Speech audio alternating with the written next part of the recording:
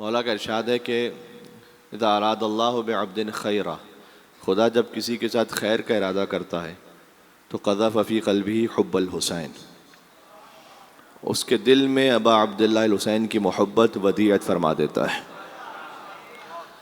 وحب زیارتہ، اور حسین کی زیارت کی محبت اس کے دل میں ڈال دیتا ہے۔ اگر آپ اپنے قلب میں امام حسین علیہ السلام کی محبت محسوس کرتے ہیں، جو یقیناً کرتے ہیں، اتنی تعداد میں آپ یہاں اس پہر تشریف لائیں، اور زیارت کی محبت دل میں محسوس کرتے ہیں، بڑا بلیغ ہے یہ جملہ، یہ نہیں فرمایا کہ وہ زیارت پہ پہنچ بھی جائے، ہو سکتا ہے نہ پہنچ سکے کسی مجبوری کی وجہ سے، کوشش کرنے کے باوجود بھی نہ جا سکے، اسباب فراہم نہ ہو سکیں، کم از کم زیارت کی محبت دل میں ہے، تڑپ دل میں ہے، بس اللہ نے اس کے ساتھ خیر کا ارادہ کیا ہوا ہے، وہ یہ سمجھے کہ اللہ عز و جل نے اس کے ساتھ خیر کا ارادہ کیا ہے، تب اسے امام حسین علیہ السلام کی محبت عطا فرمائی ہے اس کے قلب میں۔ اور قلب المومن حرم اللہ، یا قلب المومن عرش الرحمن، دونوں حدیثیں ہیں کہ مومن کا جو قلب ہے وہ اللہ کا حرم ہے، امام کا حرم ہے نا، کربلا، مشہد، کاظمین، اللہ سبحانہ و تعالیٰ نے اپنا حرم قرار دیا ہے مومن کے دل کو۔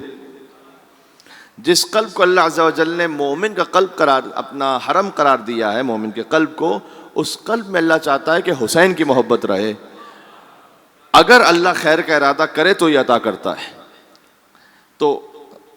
وہاں اس مقام پر موجود ہیں آپ کہ جہاں اللہ عز و جل نے انشاءاللہ ہمارے ساتھ خیر کا ارادہ کیا ہے، اس خیر کو ہم اپنے ساتھ باقی رکھ سکیں، اور اس نعمت کو اپنے ساتھ اس طرح سے باقی رکھیں کہ ہمارے پاس دعاؤں میں ہے کہ پروردگار فلا تسلبنی، تو سلب نہ کر لینا اس نعمت معرفت کو کہ جو تو نے مجھے عطا فرمائی ہے۔ اس کا مطلب یہ ہے کہ اللہ نہ کرے کبھی کچھ خطائیں، کچھ گناہ، کچھ امور ایسے ہیں کہ جس کی وجہ سے وہ نعمت سلب ہو جاتی ہے، تو اس بات کا اہتمام رکھیں۔ لئن شکرتم لازیدنکم، ایک روایت ذہن میں آ رہی ہے، مولا علی ابن موسیٰ رضا علیہ السلام کے پاس ایک شخص آیا ہے، اللہم صلی علی محمد وعلی محمد، اس نے آ کر کہا کہ مولا میں فقیر ہوں، تنگ دست ہوں، مجھے کچھ عطا فرمائیے۔ اچھا، آپ کو معمولاً ممبروں سے سننے کو ملے گا کہ جب بھی امام کے پاس کوئی بھی فقیر آتا تھا تو وہ ہمیشہ ہی عطا فرما دیتے تھے، تو یہ بات درست ہے، لیکن بعض روایات اس طرح کی ہیں کہ ائمہ علیہ السلام نے اس وقت دینے سے گریز فرمایا کچھ وجوہات کی وجہ سے، اور بظاہر کبھی فقر بھی تھا، یعنی ایسا نہیں ہے، لیکن معجزے سے عطا کرنا ہو تو ساری کائنات امام علیہ السلام کے قدموں میں، ان کی خاطر خلق ہوئی ہے، لیکن کچھ اسباب کی دنیا ہے اور امور ایسے ہیں کہ جہاں ائمہ علیہ السلام نے مثلاً یہ فرمایا کہ نہیں، اس وقت یا تو ہم نہیں دیں گے، یا اس وقت نہیں ہمارے پاس مال دنیا میں کوئی جیسے دے سکیں، پھر کبھی، تو اس کی اپنی مصلحتیں ہوتی تھیں۔ امام رضا علیہ السلام کے پاس شخص آیا، اس نے آگے کہا کہ مولا میں فقیر ہوں، اور دیکھیں امام نے ایسا نہیں کہ اس کو عطا نہیں کیا، لیکن کیا عطا کیا ذرا غور کیجیے گا۔ امام کے سامنے ایک تشت رکھا ہوا تھا، تشت میں انگور کے خوشے تھے، اس کے سامنے تشت بڑھایا امام نے، کہا ایک انگور لے لو اس میں سے، انگور پیش کیا اسے، اس نے کہا مولا میں آپ سے کہہ رہا ہوں کہ میں مغروض ہوں، میں تنگ دست ہوں، میری مدد فرمائیے، اور آپ یہ انگور کا ایک دانہ دے رہے ہیں مجھے، معرفت نہیں تھی۔ امام نے وہ لے کے واپس رکھ دیا۔ ایک اور شخص آیا، وہ مانگنے کے لیے نہیں آیا تھا، خود امام کی زیارت کے لیے آیا تھا، کہتا مولا میں آپ سے شرف ملاقات چاہتا، آپ کی زیارت کرنا چاہتا۔ امام نے فرمایا ہے نا کہ جو میری حیات میں میری زیارت کرے یا شہادت کے بعد، تو میں 3 مقام پر اس کے کام آؤں گا۔ امام رضا علیہ السلام، سبحان اللہ،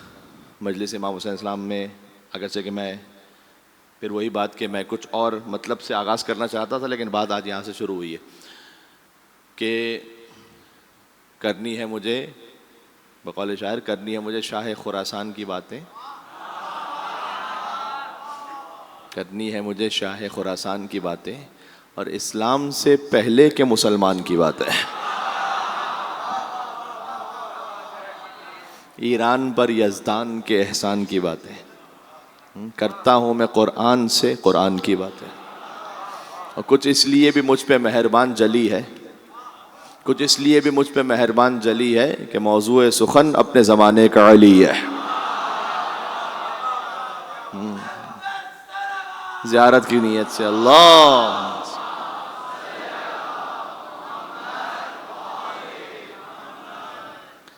اچھا یہاں پر یہ سن لیجئے گا تاکہ آپ اس کو محسوس بھی کر سکیں. خود امام رضا علیہ السلام نے جس طرح سے شجرہ طیبہ کا تعارف کروایا نا ایران میں پہنچ کر, یعنی امام رضا علیہ السلام یہ چاہتے تھے کہ وہاں پر جو امام کی زیارت کر رہے ہیں, جو امام کے پاس آ رہے ہیں, وہ سمجھیں کہ میں ایک انڈیویجول فقط انفرادی فرد نہیں ہوں, ایک پورے سلسلے کا حصہ ہوں میں. تو امام کے تو کمالات وہ جانتے تھے کیونکہ امام کو دیکھ رہے تھے, امام سے سوال پوچھتے تھے. امام رضا علیہ السلام نے ایک حدیث یاد فرمائی ہے, میں ایک جو فقرہ کہہ رہا ہوں اس کے پس منظر میں ایک تاریخ بھی ہے, لمبی گفتگو بھی ہو سکتی ہے, لیکن میں چاہتا ہی ہوں کہ آپ کچھ باتوں کو اپنے ذہن میں رکھیں انشاءاللہ. امام رضا علیہ السلام نے فرمایا ہے کہ اللہ نے وہ حجت پیدا ہی نہیں کی, اللہ نے وہ حجت رکھی ہی نہیں ہے کہ تم اس حجت سے پوچھو اور وہ جواب میں کہے لا ادری, مجھے نہیں معلوم. یہ بات پہنچی آپ تک؟ یعنی اگر آپ کسی سے کوئی سوال کریں اور وہ کہے کہ مجھے نہیں معلوم, تو وہ عالم ہو سکتا ہے جس کو جواب ابھی نہیں معلوم, وہ فقیہ بھی ہو سکتا ہے, وہ کوئی آیت اللہ بھی ہو سکتے ہیں, ضروری نہیں کہ ہر بات ہر ایک کو پتا ہو. لیکن اگر کوئی جواب میں کہے کہ مجھے نہیں معلوم, وہ کچھ ہو جائے, وہ حجت خدا نہیں ہو سکتا. یعنی حتیٰ وہ صحابی رسول بھی ہو سکتے ہیں کہ جن سے پوچھیں اور انہیں نہیں معلوم. ہیں ایسے بہت سارے واقعات کہ صحابہ کرام سے پوچھا گیا, وہ کہتے ہیں مجھے نہیں معلوم, لیکن اللہ کی حجت وہ نہیں ہو سکتا جیسے اللہ نے متعین کیا ہو کہ پوچھے اور نہیں معلوم. یہ علم کا دعویٰ نا سب سے مشکل دعویٰ ہے. دیکھیں اگر میں آپ کے سامنے یہ دعویٰ کروں نا کہ میں ساری زندگی نماز شب پڑھتا رہا ہوں, تو آپ میرے دعوے کو جھٹلا ہی نہیں سکتے. آپ میرے ساتھ تھوڑی کوئی آدھی رات میں ہوتے ہیں کہ آپ کو معلوم ہو کہ میں نے پڑھی یا نہیں پڑھی. آپ باطل نہیں کر سکتے میرے دعوے کو. آپ اگر میں آپ سے کہوں کہ میں ہزاروں اور لاکھوں چیریٹی کرتا ہوں, تو آپ باطل نہیں کر سکتے, اس لیے کہ آپ تو جانتے نہیں. تو میرا جو دعویٰ ہے اس کو آپ توڑ نہیں سکتے. لیکن اگر میں یہ دعویٰ کروں کہ میں دنیا کا سب سے بڑا عالم ہوں,